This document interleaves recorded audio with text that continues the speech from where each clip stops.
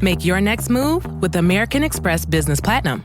You'll get 5 times membership rewards points on flights and prepaid hotels booked on AmexTravel.com. Plus, enjoy access to the American Express Global Lounge Collection. And with the welcome offer of 150,000 points, your business can soar to all new heights.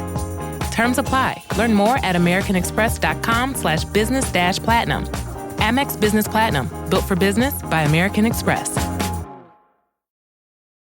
This episode is brought to you by Amazon. Sometimes the most painful part of getting sick is the getting better part. Waiting on hold for an appointment, sitting in crowded waiting rooms, standing in line at the pharmacy, that's painful.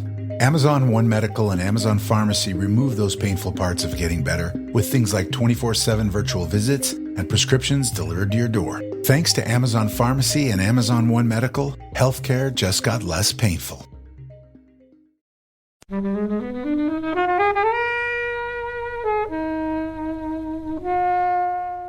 I sat there watching, when a bit where I think Jane sees like a zombie mother turn around with her baby. I thought, oh, that's a bit grim, and I thought the makeup was pretty good. When zombies did appear, I thought makeup was on the whole pretty good.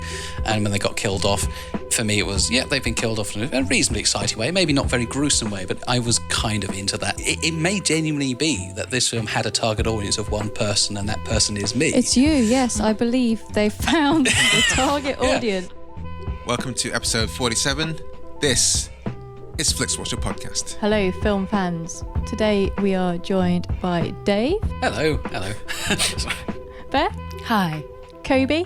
As always. And today we are reviewing Pride and Prejudice with zombies. Is it with zombies or and zombies?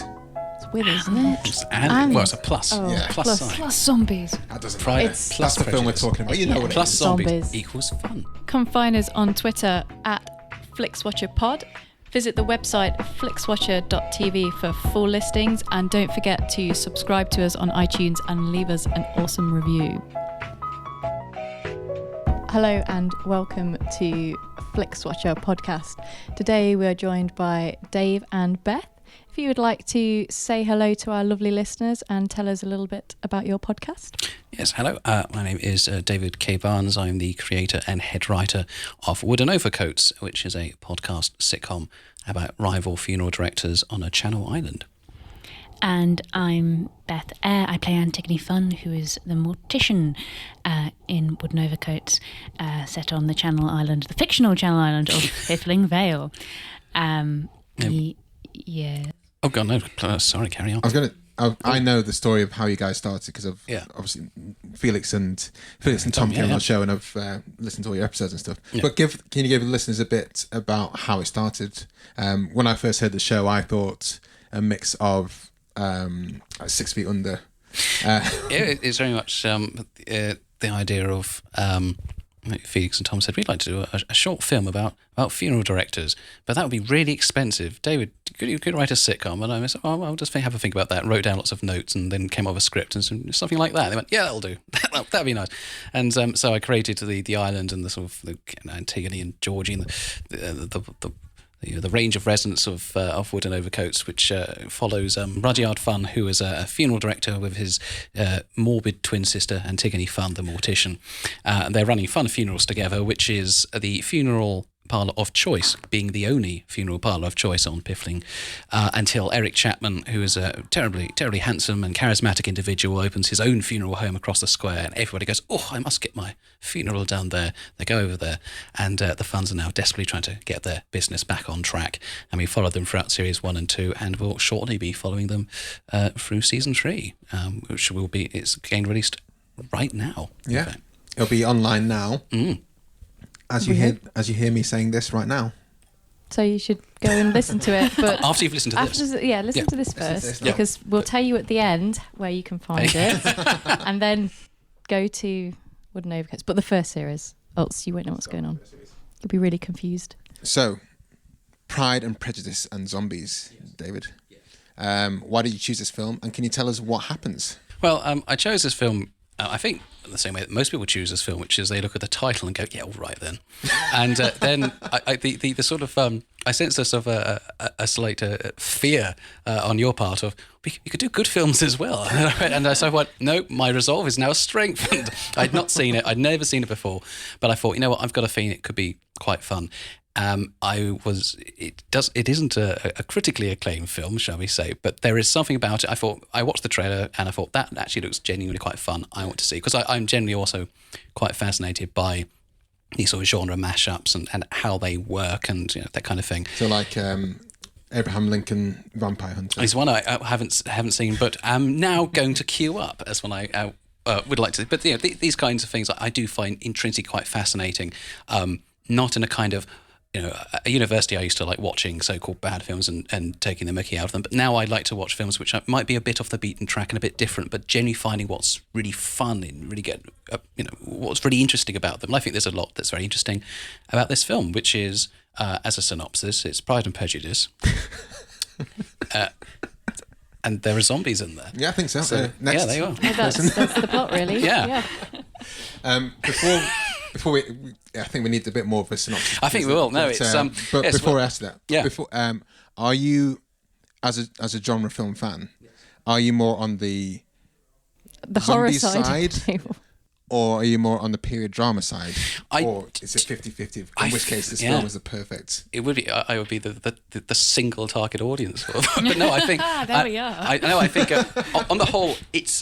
Probably on those, and probably more period drama. I do like a good, expensive-looking period drama, with populated by various veteran character actors doing veteran character acting. In terms of horror, I'm not a massive horror fan. I don't know much about, especially modern horror films. I used to be very much into the old 1960s of Hammer horror films and in the 1930s Universal horror films. When Felix and Tom from Overcoats were on this show before, they did The Woman in Black, which of course is a modern Hammer horror, which I actually really do quite like as a film and indeed as a stage production in the West End. But yeah, this is definitely. I feel rather more comfortable on the period drama side of things. But though did come to it as a person, I am not a zombie film buff at all, nor am I much of a Jane Austen buff. So I come to this as a total Philistine. And I have to say, enjoyed myself immensely. I too am a Philistine. I'm going to ask questions about Pride and Prejudice later on in the show. What happens? Okay, we've got Pride and Prejudice, but why are there zombies in this? Can you explain? Why are there zombies in this? Do you really need to? Do we need to explain it? Yeah. I mean, is it? Okay. There are zombies in this because I believe a very. I'm not sure it ever gives us an adequate explanation as to why they're there, but they are. They are there. I think the reason is a highly lucrative book deal, which has managed to turn into a film. I think yes, there is. As you say, there. I don't think there's a particular reason why zombies are there. It's just stated that a plague comes to Britain from abroad, and somehow this turns people into zombies. London has been totally devastated. They try to build a wall around it, which I find very funny. Actually, great stuff. Yeah, keep them all in there. And meanwhile, the other people around the rest of Britain are trying to continue to lead the lives they led before. But in are Hertfordshire, right? They're cut off yes. by this area called the In-Between, which is between London, which is basically done. Yes. And Hertfordshire, which is kind of okay, except there are some zombies there. There are, yes. They're able to. Everybody seems to be structurally sound everywhere. It is everywhere they go. There are zombies in carriages and overturning restaurant tables and the rest of it. And Mr. Darcy seems to be a zombie hunter. He's taken it upon himself to wander around and try to hunt. Colonel Darcy, yes, quite right. And all the women have learnt how to various ways of fighting, either from Japanese or Chinese methods of martial arts. So they all carry swords and knives. And yet the world is also very much on getting a suitable marriage and ensuring you still have wealth and can continue your properties, and ensuring that you can continue your properties whilst fending off the zombie hordes at the same time. Now, which some people might look at this and say doesn't quite hold water as a plot setting, but I would say you are right, but I'm not too fussed. I think it's a very strange genre mashup where I think at some point you say, I'm going to accept what you're offering and go with with that, and then you go with it head on. Beth, we'd love to know. I guess I am slightly more of a Jane Austen aficionado. I think than David, or just than zombies. Than David. I mean, I know probably less about older horror than David. I've seen some more modern zombie films, not huge amounts, but 28 Days Later and things like that, and Shaun of the Dead, which I really enjoyed. I don't know if other people do, but I guess it's what? Shaun of the Dead. I think everyone enjoys it. Yeah, right. And so I think a zombie film that is scary and is funny isn't necessarily going to be a bad idea. I think Shaun of the Dead has some wonderful moments where there are brilliant shots of people having their middles out that are very memorable. Yeah. There's a lot of potential for that to work very well as a thing. So here we have Pride and Prejudice and Zombies, which, sounds pretty fun to me. I mean, I grew up with the Andrew Davis Pride and Prejudice, like many people my age, with Colin Firth as Mr. Darcy, and then there's a Keira Knightley film. People love Pride and Prejudice, and I do, but I think, I don't know, as a feminist, you're sort of aware that at the end of the day, and I don't think Jane Austen would disagree, these are about upper middle class people, or maybe lower upper class people, who are basically looking for husbands, and it's about women, and that's great, but it's still about that. And so in a way you think, is the fact that they are all deadly and have swords in their garters maybe going to help with some of the issues that surround that? And so a lot of the scenes, it's the first 2/3 of this film follow Pride and Prejudice pretty closely. Okay. And so a lot of the conversations that the sisters have about what they think of the men are, instead of just brushing their hair, they are practicing martial arts on each other and really socking it to each other, which Yes. I think is quite good fun. In a way, I think, yeah, I can get on board with that. I'd rather watch that than just people brushing their hair and warming about the men. At least there's sort of a mixture going on. So I think it's a film where there's a lot of potential for fun and comedy. And I think the first 2/3 were sort of surprisingly fun. Every time you get romantic moments, you're surprised by something ridiculous that happens. I think towards the end it slightly goes off the boil a bit. Yes. Both in terms of the plot, some of it doesn't quite make sense to me, but also I think because we're sort of there for the fun, because every time something romantic happens we want somebody to smash a zombie, some of the more protracted romantic scenes earlier don't really hold the weight that they would in a normal period drama, so you sort of just want the film to end. But earlier, yes, there's a lot of fun to be had. It looks great. Yeah. There's a cracking cast. Why wouldn't Charles Dance be Mr. Bennet? That's great. yes, yeah. Helen, I know you like a horror. Are you a zombie fan? I am. I'm a massive fan of the horrors, the zombie subgenre of horror films. Big zombie fan. Are you a Jane Austen fan? I really enjoyed Sense Sensibility. Pride and Prejudice, I don't think I've studied that one, but I'm not adverse to a good kind of Merchant Ivory / period drama. Yeah. Did you know about Pride and Prejudice before? I have a confession. I have actually read the book. Have you? I have. Excellent. Why is that We have catching not. you? I thought you were going to say Because- something. Here we more go. drastic. Because it differs, I think. I mean, the book is bloody awful. So, but the concept is it's Pride and Prejudice, except they're kind of zombies roaming around, which I mean, as a one-liner, Yeah. it works. But for the whole book, it's just like, Oh, so you've actually read the Pride and Prejudice and Zombies book? yes. Oh, okay. I thought you meant you just read Pride and Prejudice. No. I've read the book which this film is based on, so I knew exactly what was coming for all of the 1 hour and 48 minutes. Counted So when down it's the a film you minutes. don't like, emphasise how long it takes to Tell get us to how the you end. really felt about it. Who is this film for? It's not for fans of Jane Austen, and as a zombie horror fan, it's not really for fans of horror, I don't think. I think it's difficult to market this film. I think they found that as well. I believe it was a massive flop. I mean, not even Charles Dance and Sally Phillips can save this Sally horrific Phillips isn't really a miscasting draw of in this, is she? anyone That's else. a shame, yeah. I mean, who are these? Who is Mr. Darcy? Who is he with his wimpish, miserable, wimpy voice? And Let's go through our heroine isn't even particularly remarkable in any way. It's terrible.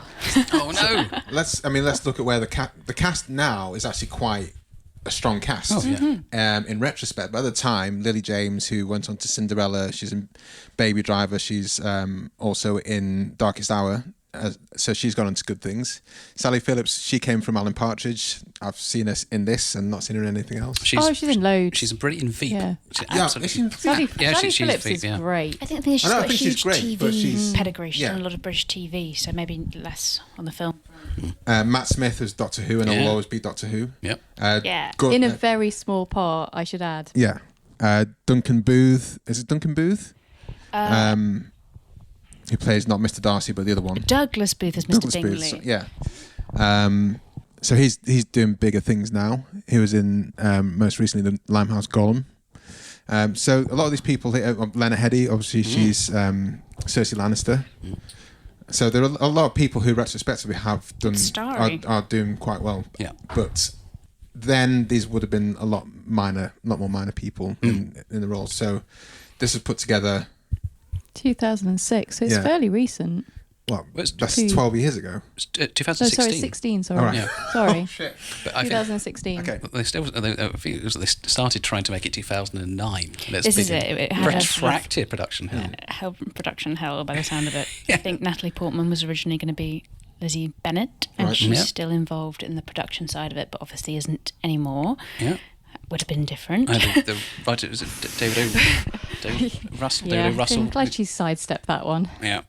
No, David O. Russell did American Hustle, was meant to write and direct it for a while, really? and then went. Then he had a conversation about the budget, which watching the film, I can quite understand why, because I think it starts beautifully, it looks really beautiful, and the opening credit sequence is wonderful stuff.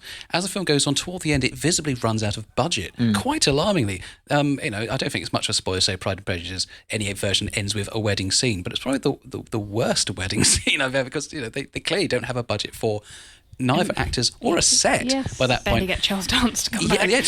Charles Dance He's pops like, in and out of the I'd film. finish with this. Yeah, Charles Dance, they seem to have managed to get him for 2 days, and they've used him judiciously, but there are scenes he ought to be and isn't. So the budget does run out quite spectacularly. But you're right, the opening's fun. They've got this storybook that's beautiful. thing where you zoom through it and you come back and you see what London is like now and what's going on. And I like that, yeah. It's silly. I think the title makes no bones about that. But they sort of open up this world and see what it might be like this way, and Charles Dance is all shut up about them getting married. I want them to be safe, I want them to be trained, he wants his daughters to be fighters, and you think, fair enough.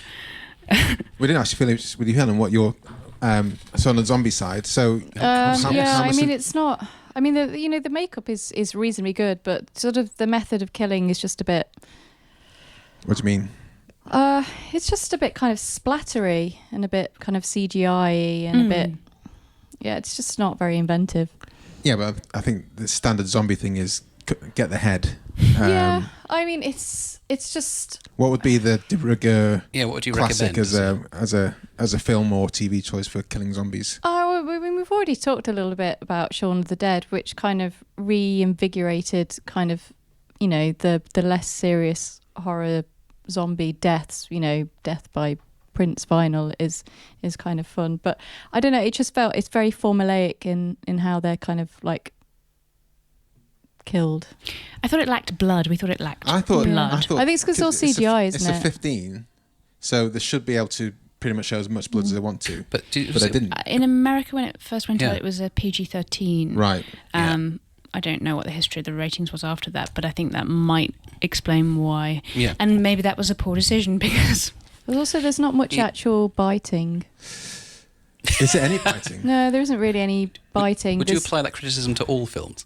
Or just this one? I like biting my film. No, but it's... You're right, actually. Yeah, People don't for a really zombie bite film, each other. there's sometimes obviously biting. That's how people get infected. Yeah. And You're being right, torn they cut apart away. by zombies is a good one. And then kind of munching around on entrails is always good fun. Because I thought about the gore. It's not really gory. No, it's not gory. But do you think that detracted from it? Yes. Okay.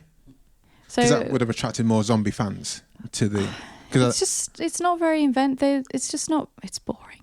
It's just not really inventive. I mean, obviously, they're a little bit limited in the kind of the time scale that they've only really got knives and things. But... Some muskets. And some Yeah, muskets. Yeah, they shoot a Muskets. few zombies' heads Some off. muskets. Blown up. Yeah. Blown up. They're that also bridge. they're never actually really a threat. They're just kind of in the background, which is the problem with the book and obviously the fact that it was based on it, that basically just adding zombies to Jane Austen does not make a great story. I think for me that's hit the nail on the head there, because the gore thing, I think I have issues with Because you're not a horror I'm fan. not a horror generally. fan, but I don't mind gore. Gore's not a problem for me. But I have an issue with things like the Hunger Games where people are being killed horribly so, and you don't see the blood from it. And you don't see the blood in here, but I don't think that would have necessarily detracted away from the film.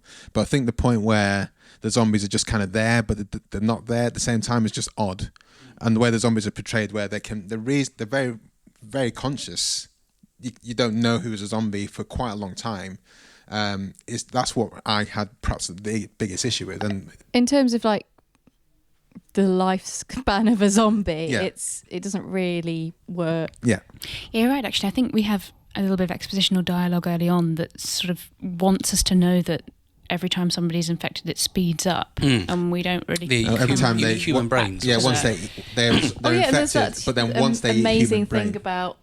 I completely forgot about that terrible subplot about the church. He's feeding zombies pig's blood to make them so we can all live happily ever after. Yeah.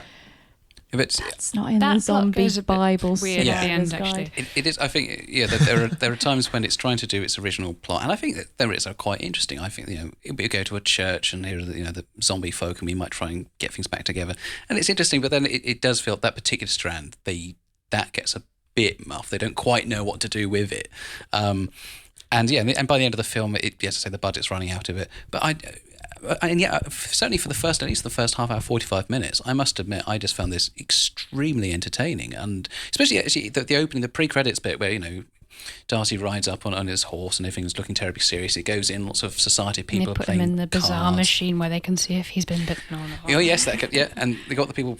Yes, that's it. If have you been bitten? No. Finally, go through. These posh people are playing cards, etc. And then he's, I'm here to hunt a zombie. Takes out his carrion flies. Yeah, and his flies, and they're that wonderful. The kind of they're very loud. Yes, but you only need to worry when they go silent, and all that. That entire sort of 4-minute segment is very much how a modern episode of Doctor Who would start. Yeah. Very much in that same way. And I think Pride and Prejudice and Zombies in that it almost plays along in that. I was going to say it is very much a Doctor Who story about the Doctor, but of course it is, because you have Matt Smith wandering around delivering. Certainly, it's a surprising performance. I certainly in the end I went, yeah, I'm very entertained by this. It's totally weird, but it is very much. It's in that same kind of, we're going to take that and put that together and see what happens. And to say it is maybe a joke that sort of wears itself out over time, but certainly for quite a bit at the beginning, I thought actually the dialogue was genuine. I've only recently read Pride and Prejudice, the original novel, actually for the first time very recently, so all the developments are very much in my brain. And watching it, I found it was actually quite a witty take in it, potentially a witty take for people who aren't that keen on Pride and Prejudice, the original, but I don't know. I mean, Beth, I know you're a much bigger fan. This is where I need to admit I've never read any Jane Austen books, and I've never seen any Jane Austen films or adaptations apart from Love and Friendship, which is kind of proto Jane Austen, isn't it? Which I really enjoyed, but that was very much on the comedy side. So if you guys can illuminate myself and the rest of the listening people who haven't seen Pride and Prejudice, to what happens that apart from the zombies, how does it deviate from the source? I suppose Pride and Prejudice very much focuses on these 5 sisters who are all in need of husbands, and they have a sensible and protective father and a mother who's obsessed with marrying them off. And 2 rich men come to the neighbourhood. One of whom is very nice, and the other of whom seems to be very hostile and proud, but is very rich. And our hero is Lizzie Bennet, who is intelligent and a little bit withdrawn compared to her prettier, more exuberant older sister, and is determined to marry for love or not at all. And it's sort of a story of how her and Mr. Darcy misunderstand each other, because neither of them are the best in social situations, and they're living in a society where it's all about balls and social situations and being very agreeable, and they're not naturally very agreeable. And I think... So that plays out in this film? It plays out to some degree. I think we don't get so much of that tension between them in some ways, although the scene where Mr. Darcy eventually proposes to her in a very rude and unexpected way, where he says, even though you have a very disagreeable family and you're much beneath me, I love you. A lot of the dialogue is the same in that scene, except this time they are fighting each other in this sort of elaborate fight sequence, which I think is quite fun. I think you lose quite a lot of the detail of the book, perhaps because it's a film, not just because it's a zombie film. You don't really get a look in about Lizzie's best friend Charlotte, who is her confidant throughout, who's very intelligent, and then slightly breaks her heart by marrying the foolish Mr. Collins, but it's because she doesn't feel she really has a choice. Is that Parson Collins? Parson Collins in this, Matt Smith, who's having a lovely time being a ridiculous parson. You also miss out on Mr. Bingley's sisters. So he's the very handsome hero, and he has two kind of evil sisters who plot against all our heroines, and they're barely in this. And I think the bits I enjoy in the film are the bits where it sort of is most evil, where we're having a ball and then you end up having to stab somebody through the head, and the idea that Jane goes out and might be infected by a zombie, I feel is slightly a missed opportunity. And we have 5 sisters, only 2 of them are really involved in the plot, maybe 3, so maybe one of them could have become a zombie. I think that would have been more... Well, just sail a bit closer to the truth. I think it's what some of the reviews have got. A lot of the ones I read were very much, well, if you're going to do this, push it even further. And there is more. I think you can have more fun with it. That said, a lot of the reviews also said that, also pretty much said this is a stupid endeavour in the first place. Why are we bothering? So I think it's in a way that a comedy, I think comedy is always more harshly rated than dramatic films. And I think this is a film that you sort of go to. If you look at the title, you think I'm going to enjoy that, hopefully, or I won't. If you won't, you just won't go anywhere near it. And if you do, you'll go into it. You might be disappointed or not. As I say, for much of this, I thought this felt more like a sort of more of a spoof of Pride and Prejudice for me at least. And even when I'm sort of reading or watching adaptations, there are various points where I must admit I do go, I wish these people could just come to the point a bit quicker, or actually why are they doing this particular film by having a sort of monsters there. And a lot of the conversations are shortened. I always get the sense that it's almost like a spoof of that material. It's why are these people not having a discussion about this? Why aren't they getting married to us? Because there's a zombie outside, or somebody's been infected, or they've got to sort of go outside and quickly cut off the tops of trees of their saws to try and practice. And I think things get to the point rather more quickly, and it is a kind of this complete unruffled quality. One reason I genuinely think the comedy throughout much of this, not all of it, but much of it does work, is because it is played entirely straight. Yeah. And I must admit, I found out the performances, especially actually Sam Riley as Darcy, probably not maybe a Darcy for the ages, but in this particular film I found very funny. I thought his performance was exactly what it needed to be. So where have we seen Sam Riley from before? I haven't. We don't know. Might do some Google checking. I've heard the name. I can't place. I did IMDb at the time, but I still don't think he really. Can we ask one thing you said, Beth, whilst we were doing some Google IMDBing? Is so the kind of Darcy's sister, not Darcy's. Mr. Bingley's sisters versus the Bennets. That came across a bit in terms of the Bennets were like, we know the Chinese martial arts, but they were we know the Japanese martial arts. How is that maybe the only allusion to the differences between them that they really kind of see in this? Yeah, I think they're hugely cut. The idea is that the Bingley sisters are better off. I think in this film we sort of are given to understand that the richer people have learnt the Japanese martial arts, and if you have slightly less money, you've learnt the Chinese martial arts. But everyone has learnt something to protect themselves against zombies. So it is a little bit of one-upmanship that remains. And there is one scene where they're kind of bitches, I suppose, to Lizzie, but mainly they're not really there. They're not really a consistent presence. And I just think make them zombies. I mean, that would be fun, and it would tie it in better. I mean, in fact, on the whole, some bits, especially toward the end, notwithstanding, I think it's reasonably well directed. I think a lot of the fight scenes could go further with gore and sort of splatter, etc. But I think I genuinely enjoy. I mean, I'm not a big horror. Sort of horror fan, and also I'm a bit squeamish, I must admit, when I come to say. So I must admit, I thought I sat there watching when a bit where where I think Jane sees like a zombie mother turn around with her baby. I thought, oh, that's a bit grim, and I thought the makeup was pretty good. When zombies did appear, I thought makeup was on the whole pretty good, and when they got killed off, for me it was, they've been killed off in a reasonably exciting way, maybe not very gruesome way, but I was kind of into that. So maybe it may genuinely be that this film had a target audience of one person, and that person is me. It's you, yes. I believe they found the target audience, eventually. and it's you. And it was this podcast that brought me to it. But I generally think there is I was looking online to see if general viewers seem to like the film more than critics, and on the whole, it seems that they do. But I think that there is something to it, that it's a very strange Venn diagram of people who want a Pride and Prejudice film done not in the way that it might normally be, and a horror film, and wants it to be a comedy as well. It's a very strange. So, despite the fact you look and go, well, that's clearly easy to market because of what it is. Who are we marketing it to? I think, to be honest, potentially, maybe if I'd seen it in the cinema, I'd have gone, oh, blimey. But I think actually somewhere at Netflix... Spent £12 on that? £12, yeah, but watching it on Netflix sort of maybe like so later in the evening with some friends and a bottle of wine, I think it's one of a perfect sort of film for that. Yeah, this is it.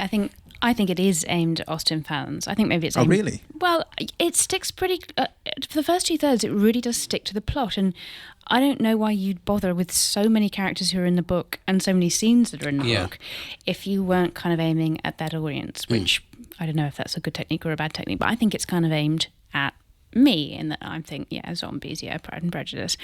I think for me it's a better film to see at home on a Sunday, maybe even a hungover Sunday, than in the cinema. What's the typical demographic of a Jane Austen adaptation fan? Well, I think it's really interesting because we talk about Jane Austen, but if we think about it, like the closest kind of mashup of a Jane Austen is obviously Bridget Jones, really. Yeah.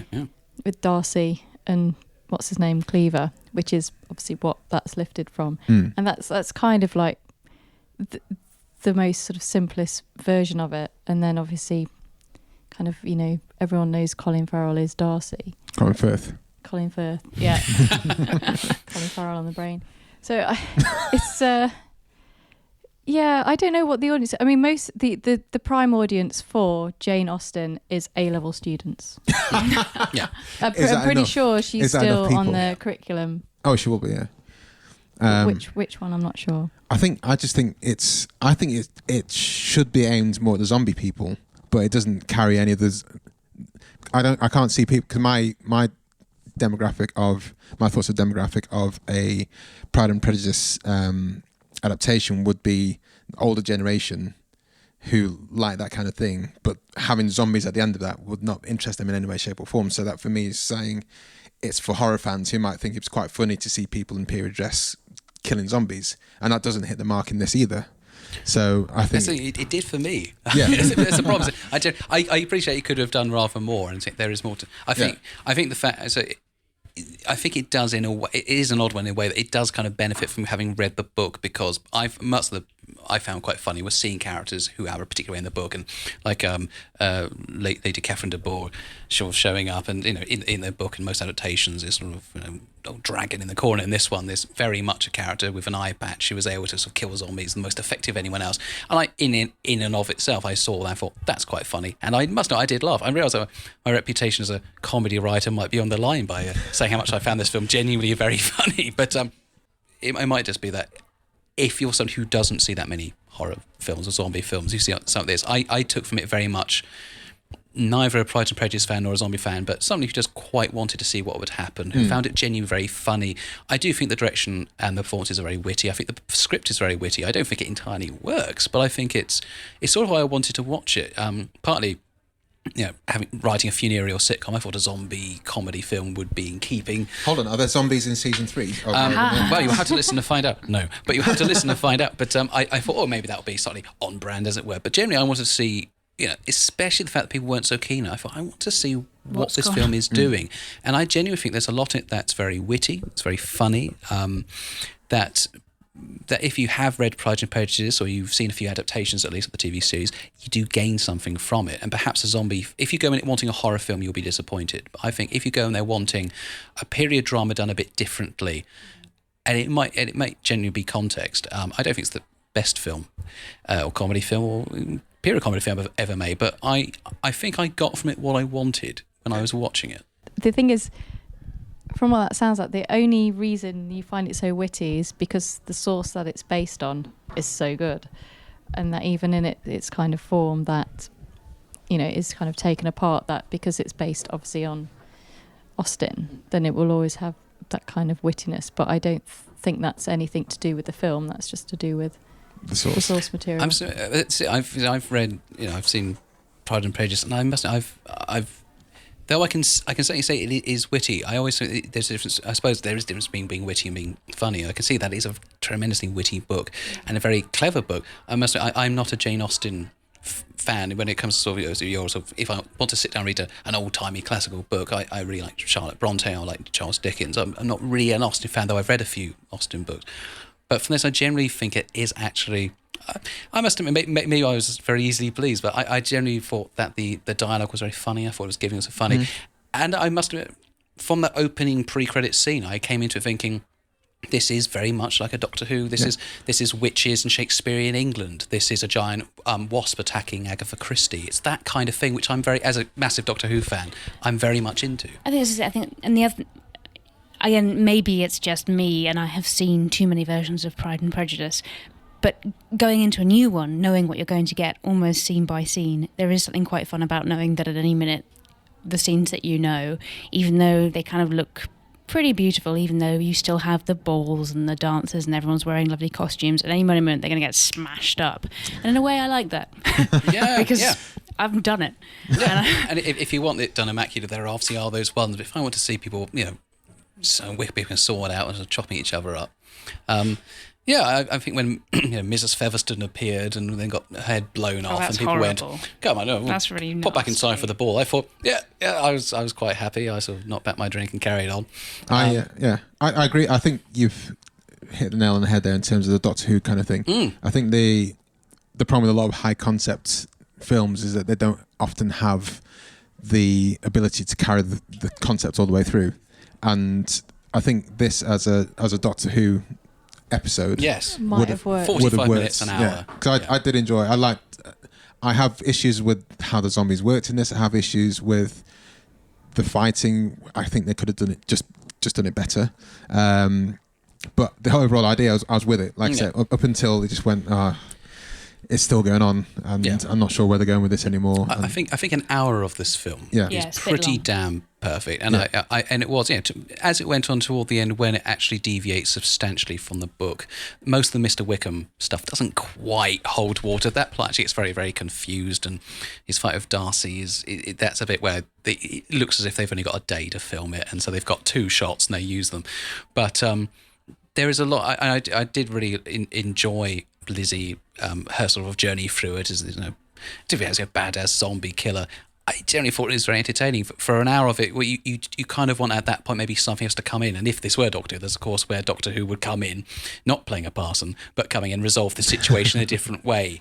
So I think it's aching for something else to leap it that extra level in the last 45 minutes or so. Yeah. But I must say, for the first 45 minutes, an hour, I was really, really with this film. Well, let's tie that into the scores. The spreadsheet of dreams. As it's now been named.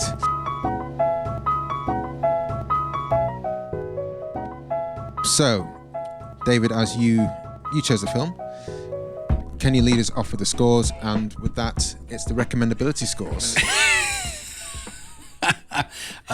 Would I recommend Pride and Prejudice and Zombies with a straight face? I if you sit down and say, show me one of the masterpieces of cinema, show me something that's going to change the way I view the world, I wouldn't choose this film. But I'm going to go with a 3, I must admit. I'm going to say, I think this film sets out its stall, says this is what we're doing, and I think does it reasonably well. If you don't want that, then I'd say, maybe turn it off. But I'm going to say 3 stars. I think if somebody says Pride and Prejudice and Zombies, I think I know what that is. Is it what it is? I'll go, yes, that's what it is. And they go, good. They'll put it down or they'll watch it. And on the basis of that, I think it's a good 3. Beth? Yeah, I'm also going to go with 3. It's a ridiculous film, but I enjoyed aspects of it, and also based on the reviews, it was better than I thought it would be. I was sort of thinking I think people really have turned against this film, and it's not a perfect film, but it's fun, and it does what it says on the tin pretty well. 3, Helen. I mean, for this coming from the source material of having read the version with the zombies, Oh, yes, the action. Expectations were very low and Met. yeah. Read it. Please no, don't. I mean, yeah, don't waste. Is it your time. written in the same tonality as Jane Austen? But then, yeah, it's. I mean, it's what the film is. Yeah. Okay. I'm going to. You can pick it up in many charity shops, I can assure you. Don't go to charity shops, go to Netflix. Yeah. I mean the book. Sorry. The book, yeah, you can get the book, and I'm sure they've got at least 3 copies of it. So I'm going to give it a 1, which is a lot higher than I was coming in, having heard how much you did quite enjoy it. So I think if you've listened to the argument for it and you think you might go ahead with it, then do, but don't. I think that's as fair. If I made it sound quite fun and you're convinced by what I've said, you'll probably like it. Yeah. If you've a shred of decency and you've decided to go for else, but no, I generally I'm going to stick. I generally think it's. You should definitely stick with yours. I think it's a lot of fun. Yeah, absolutely. Yeah. I'm not going to die on this hill, but I am going to. I'm going to say I like good that fun. down this hill. Yeah. I'm going to give it 2.6. I like very I like the precise. 0.6 there. But I think you're exactly right in terms of it's there. The title says what this film is, but it just doesn't pull it off. You could have done more. And that's the problem with it. And this is certainly, even if it did pull it off, I wouldn't be going to the cinema to see this film. But the fact it's on Netflix means, yeah, I can put it on, and if it was good, if it carried all the way through, I'd be quite happy with that, and leave quite happily. But still, this concept, don't think it would have worked for me if the film carried off the promise of the first kind of 45 minutes. And when I say promise, I just mean better than I thought it was going to be based on the title. So, yeah, 2.6. Repeat viewing score. I sense this is where standards may fall. Could be some diversion. The mediocre standards might fall. The division. David, Repeat viewing viewing score. Would I watch it again? Probably not immediately. But again, now It's so ridiculous. maybe I won't watch it tomorrow, having seen it yesterday. But would I?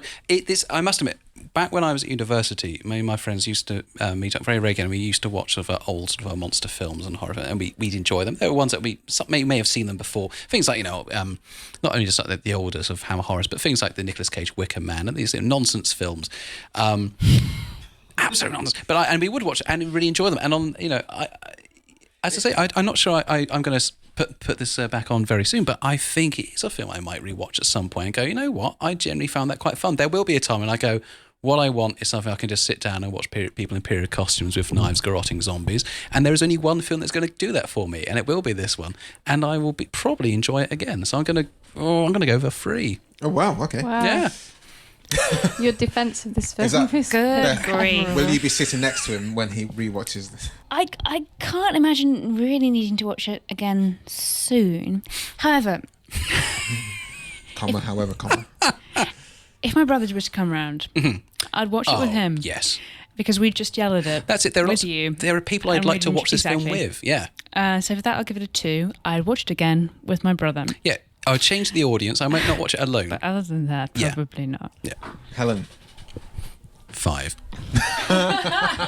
Surprising us. sorry, it's a 0. Astonishing. It's fair. I'm going to go for a 0.5. Because It's 1 hour and 48 minutes. You're committing yourself to nearly 2 hours rewatching this when there are other films There are out other there you've not Half of seen. nearly 2 hours. but the problem, it's just the fact that I know what you're saying with your brothers, and you'd like to see what their reaction is to it. Exactly. It's a specific set of I don't think it's good circumstances. enough to do that, because there are some films which you kind of think, guys, let's just watch this because it's daft as fuck. And I introduced my wife to The Room. Oh, I was thinking yes. of The wow. Room, so this is... And I can see what you're saying with The costumes are nicer in this film. because it's not stupid enough to kind of say, guys, Oh, let's just put well, this the film on. budget differences as well. I mean, What, The Room? Well, this and The Room, yeah. No, but I'm saying this isn't stupid enough to say, let's just watch this film. It's not Plan 9. It's not, exactly. It's not stupid enough or daft enough to be like, let's watch this for a laugh. For me, and I can't see myself watching it again, but there might be some obtuse bit where I watch the first few minutes with someone and then go on to realise what you're doing and knowing I'm going to leave. So that's where I guess the 0.5 from. Small screen score. Now, David. So I mean, this is a tricky one. It cuts both ways, doesn't it? Yeah. So I mean, I guess it's how well this works on a small screen. Yeah. Yeah. And I think, again, given that, if I'm going to go with my current argument, which I may as well stick with, which is that this might have been a less than mind-blowing viewing when you're sat by yourself in a cinema and not allowed to talk through it, but might do rather better with sat there with friends. I mean, I used to be, I haven't seen it for ages, I used to be a big fan of Mystery Science Theatre 3000, where they would watch, these terrible... See, this is which they brought back, of course, on Netflix. They brought it back, but why is each episode like 2 hours long? I've heard lots and lots about it, but each episode is like 2 hours long. Yeah, it used to be 90 minutes, wasn't it? It was I don't know. It used to be 90 minutes. I thought like a 30-minute. No, it always used to be 90 minutes where they would watch an old film and maybe some shorts as well. And it used to be, it was a fun sort of convivial show, but most of the films in there are genuine ones. If you watch by yourself, you go, I can't.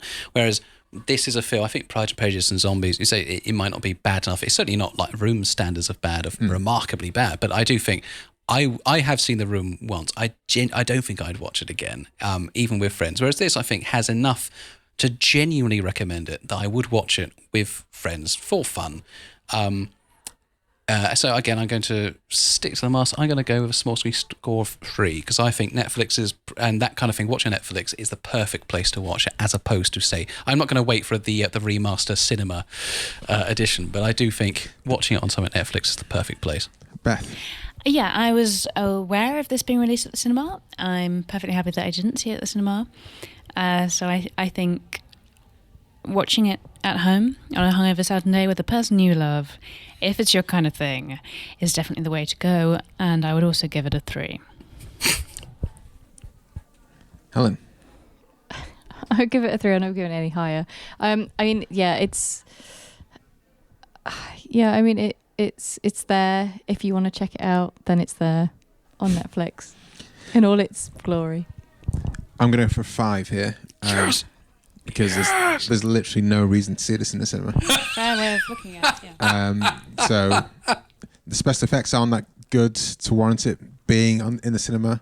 If I'd seen it in the cinema, I would be sorely disappointed. But also, it's not like a lost classic waiting to be found. No, exactly. It can happily get hidden behind the real Pride and Prejudice. Imagine if let's say like there was some sort of apocalypse and the only film that survived was Pride and Prejudice and Zombies. How would it be? Then I wouldn't watch films.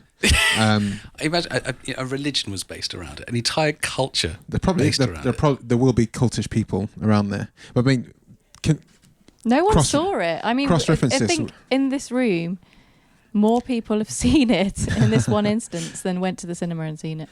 It was a stinker. But cross-reference that with The Room, which I've seen 3 times now. What? Blimey. I saw it once by myself. How do you have the resolve? Yeah. I'm telling you. Yeah. So I saw it once by myself. I thought it was too ridiculous. I knew exactly what was happening, but I couldn't actually believe as it unfolded it was as ridiculous as people said it was. Second time I watched it was the Disaster Artist came out. I'd like to see it. Is that good? Yeah, it's good. And I'd really like to see it. It's all right. I saw it with I saw it at the Prince Charles with the Q&A. Yeah, because they do those nights. Yeah, so they did a Q&A with the Franco brothers after seeing the Disaster Artist, and then it led into The Room. And I have to say, watching The Room in a crowd full of people who know exactly what the film is the best experience I've had in the cinema for a long time. It was actually insanely hilarious. And then the third time I watched it, it's because I knew my wife didn't know anything about it. I was just like, let's watch this film. And she just still married? He was still married. And I had to pause after 20 minutes. Was it the night you got engaged? It was, yeah. But she kept on looking at me saying, why are we watching this film? And I did it just purely to see what her reaction would be for me to say, let's watch this film because I've heard it's quite good.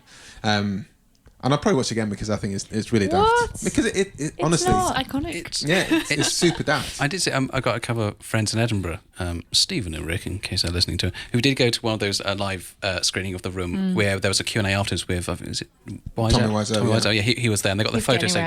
They actually went to the film dressed up in sort of dinner jackets and bow ties to make a real occasional, and got a photo taken with him and the other guy who co-stars in it, and they said it was one of the finest evenings they ever had. It genuinely is, and I've been to a few things at Prince Charles and enjoyed all of them, but this was genuinely the funnest time I've had in the cinema for a while, so I do recommend it. It's a shared viewing experience. It's a knowing viewing experience. I wouldn't go there. I wouldn't go to watch it not having seen The Room. But knowing it's what you're walking into, it's great fun. So this is not that. No, sadly, no. I mean, it would have been a completely different enthusiastically about a different film. The Room was on Netflix, which it's not at the moment. Engagement score. I mean, objectively, clearly, I'd have to give a low one because it's not engaged the people I'm even speaking to right now. Does it engage? Does it hold attention? It held my attention pretty damn well for an hour. The last 45 minutes, not quite so with it, because I'm looking at this big screen with a spreadsheet on it, and I do like consistency. I'm going to go for 3 just to make it a consistent. 3 across the board. Okay. 3 across the board. I thought I'll give it that because I do think, again, my final word on it is just I genuinely think it does what it does fairly well. I didn't regret watching it. It's not the best endorsement, but I certainly came away from it going, I'm glad I've seen it. I think I've seen that film. I've had fun.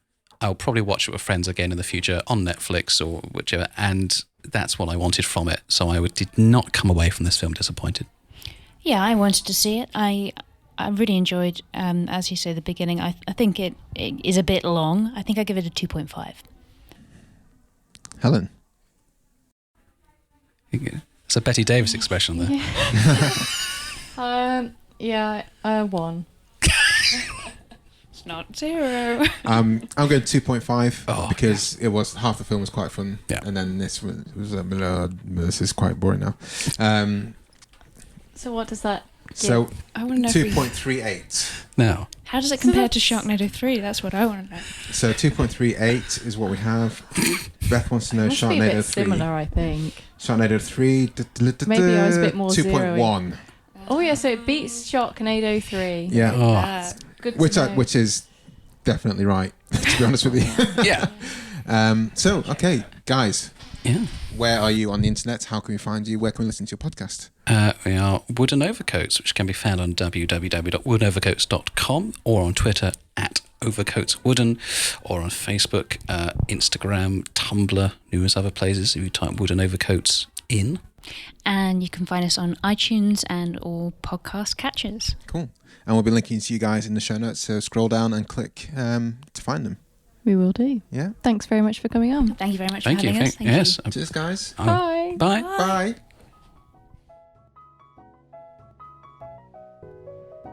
Cheers, guys. You were just listening to the latest episode of Flixwatcher Podcast. Thank you to Brendan Russell for his sublime editing skills, Mighty People for the tunes you can hear right now. Please do come to iTunes and find us, like, subscribe, share with your friends. Find us on Twitter @FlixWatcherPod and our website, flixwatcher.tv.